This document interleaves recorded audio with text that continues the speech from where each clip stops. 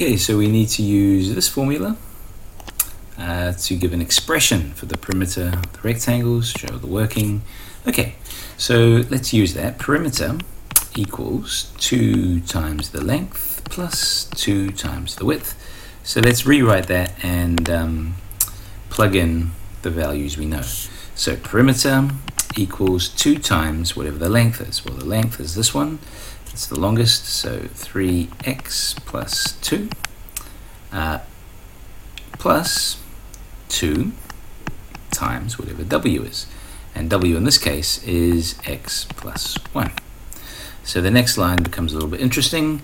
You get perimeter equals, and this is where you need to know how to expand out of brackets. So we've got two terms, and let's multiply the number outside of the brackets by the number inside the brackets. So we've got 2 times 3x, that equals 6x, and 2 times positive 2 is positive 4.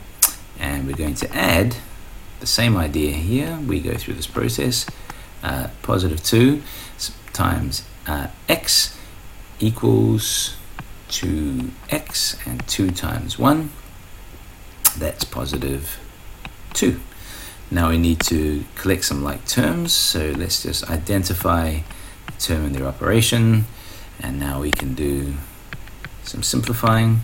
We've got 6x, any more x's? Yep, plus 2x.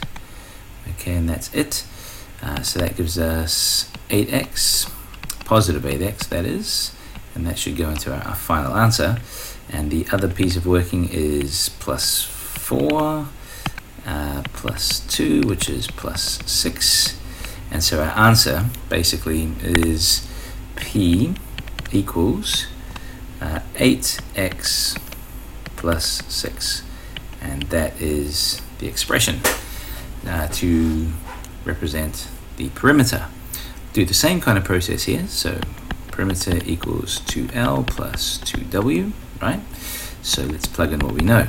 2, what's the length? 2y plus 5 plus 2 times 2y. Let's check it out. We've got two terms there. So perimeter equals 2 times 2y, that's 4y. And 2 times plus 5 is plus 10. 2 times 2y is positive 4y. And if we look carefully, we see we've got 4y plus 4y. So that's 8y plus 10. And that is our final